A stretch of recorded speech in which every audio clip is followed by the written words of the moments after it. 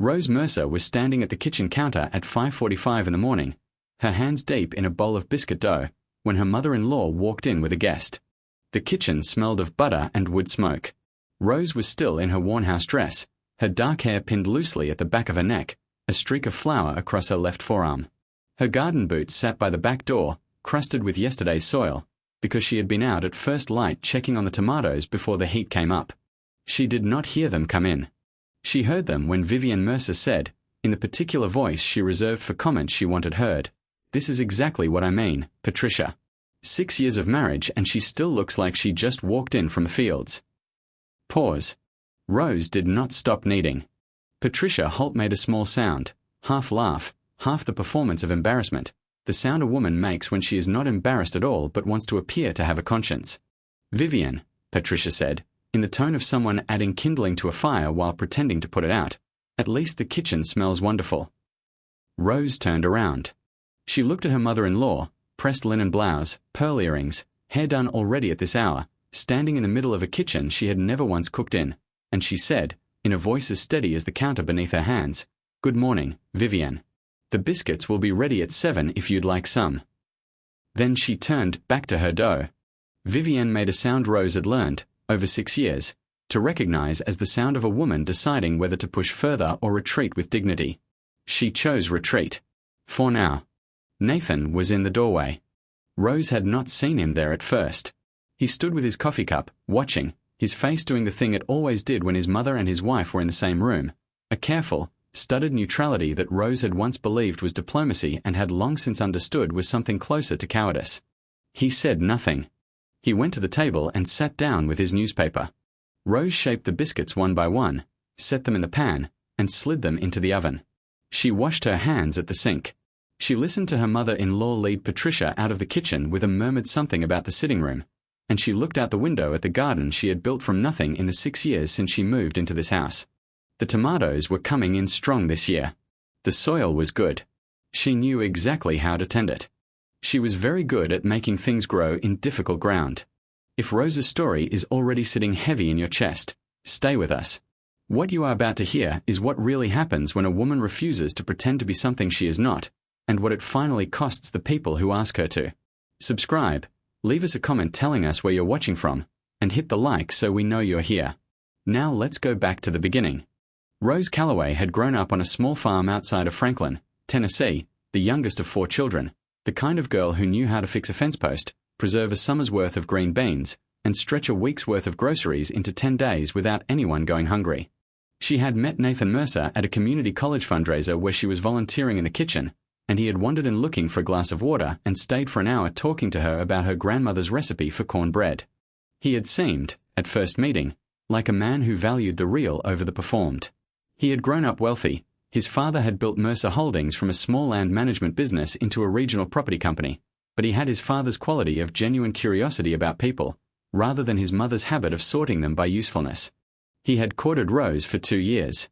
He had taken her home to meet his parents on a warm October Sunday. His father, Gerald Mercer, had shaken her hand, looked at her work-roughened palms, and smiled like a man who recognized something honest. His mother had looked at her dress, clean, well-made, but not expensive, and said, pleasantly, "How lovely that you could come." Rose had understood, in that moment, exactly what the next chapter of her life would require from her.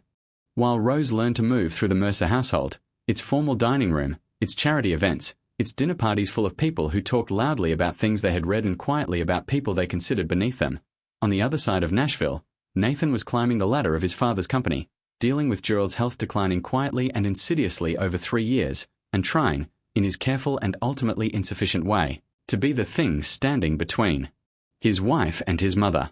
Also, while Rose kept her garden and her biscuit recipe and her farm girl hands and refused, calmly, completely, without drama, every suggestion that she change them, Vivian Mercer was accumulating a list of grievances that she shared at lunch with Patricia Holt and at coffee with the women from the charity board, and keeping, on her own, a secret that had arrived in the Mercer household 18 months ago and had not left it.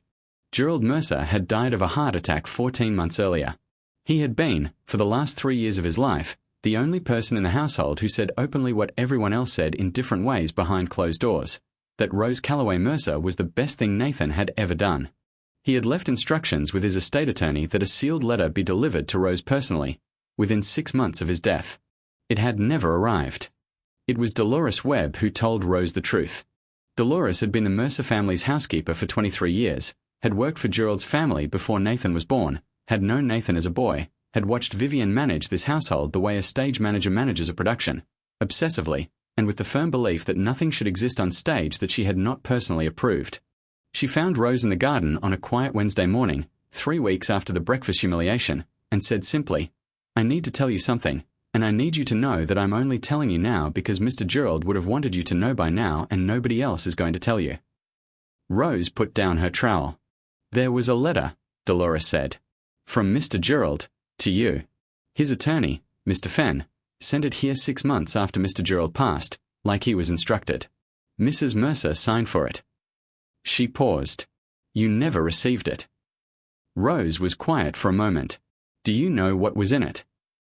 "Mr. Gerald told me, a week before he died, that he was writing it," Dolores said carefully.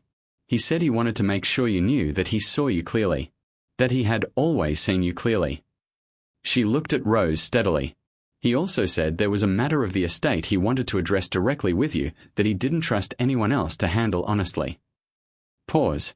Rose looked at her hands, the same hands Vivian had spent 6 years suggesting she might do something about. She looked at the tomatoes coming in along the south fence. She thought of Gerald Mercer shaking her hand on a warm October Sunday and smiling like a man who recognized something honest. "All right," she said. "Thank you, Dolores." She went inside and called Nathan's college friend, Sam Carter, because Sam was a family attorney and the one person in Nathan's circle who had always spoken to Rose as though she were a full human being rather than a problem to be managed around. Sam answered on the second ring. "Sam," she said, "I need to know what happens when a letter from an estate is signed for by someone other than the named recipient." There was a pause on the other end of the line that told her Sam had understood, immediately, exactly what she was asking. "I think," he said carefully, "you should come see me." What Sam showed her was both simpler and more serious than she expected. Gerald Mercer's sealed letter to Rose was one of 3 codicil documents attached to his estate, the other 2 having been properly executed through the official probate process. The letter itself was personal, not legally binding in terms of asset distribution.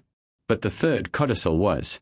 It directed a specific sum from Gerald's personal trust, $4.2 million, to be split between Nathan's management of Mercer Holdings and a separate fund to be administered by Rose for community initiatives in the Franklin area, in acknowledgement of, as Gerald had written, the particular kind of work that builds communities from the ground up and deserves to be honored rather than hidden.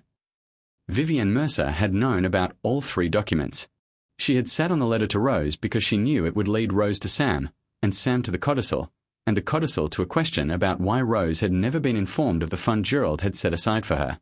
The answer was straightforward. Vivian had told the estate attorney, informally, that she would ensure Rose was brought up to speed in due course, and had then made sure that due course never arrived. It was not illegal. It was not quite fraud. It was the particular brand of dishonesty practiced by people who understand exactly how much damage can be done with the careful management of information. "What do you want to do?" Sam asked, when he had laid it all out. Rose sat across from him in his quiet Brentwood office and thought about 6 years of dinners where she was the subject of someone else's conversation. 6 years of garden soil under her nails being treated as evidence of a failure to become something better. 6 years of a husband who stood in doorways and said nothing. "I want Nathan to know," she said. "Not from me. From you.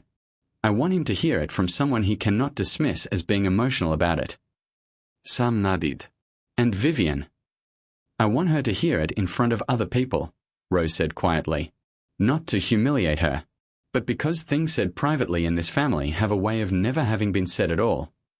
The Mercer family's annual summer dinner happened the 3rd Saturday of July, and it had happened every year for 30 years. 12 family members, 6 close friends of Vivian's, the sort of table where the silver was polished and the conversation was careful and every word carried a secondary meaning.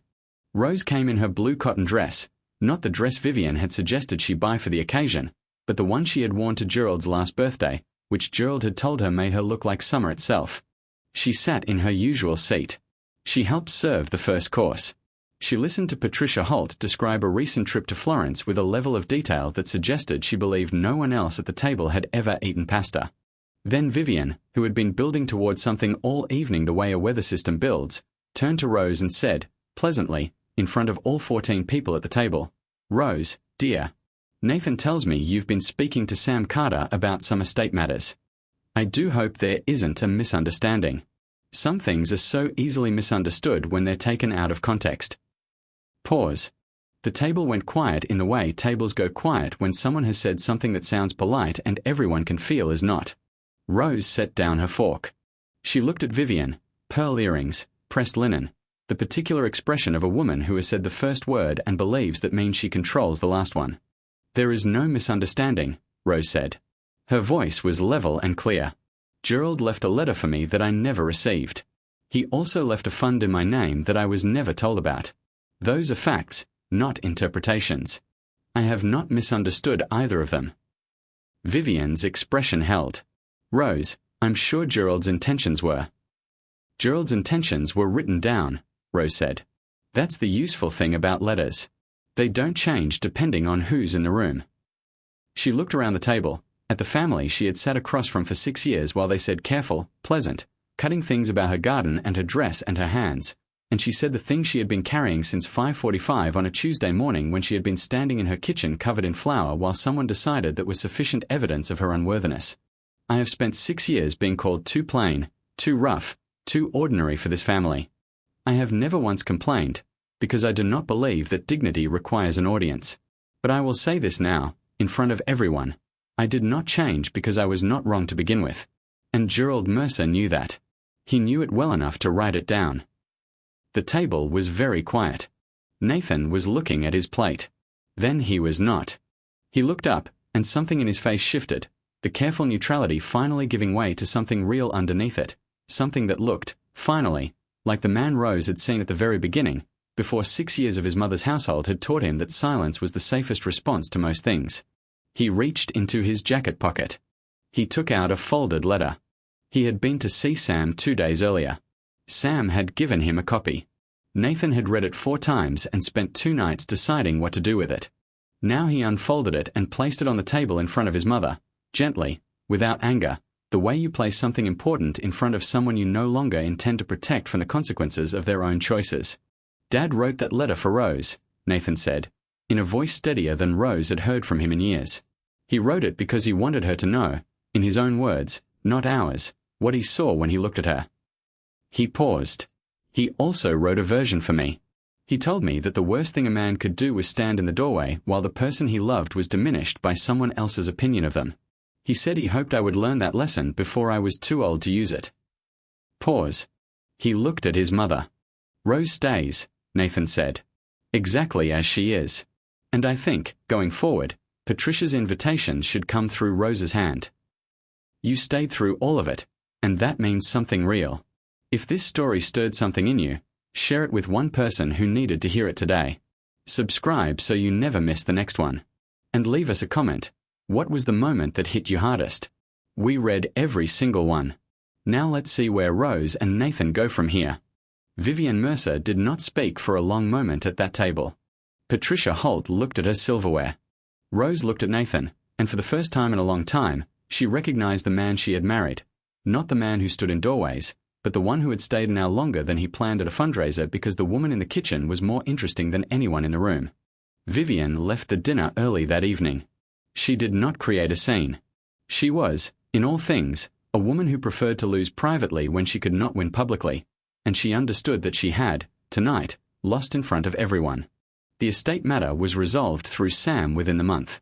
The fund Gerald had designated was established in Rose's name, its first grants going to 3 small community programs in Franklin, a school kitchen garden, a food preservation cooperative, and a youth farming program that Rose had quietly supported with her own small savings for 2 years. And so the story of the housewife who refused to change came to be remembered not as a story about a battle won or a woman vindicated, but simply as the story of a woman who always knew exactly who she was, in a house full of people who took 6 years to catch up. Thank you for being here for Rose's story. It was an honor to tell it. Subscribe, share it with someone who needs it today, and we will see you in the next one.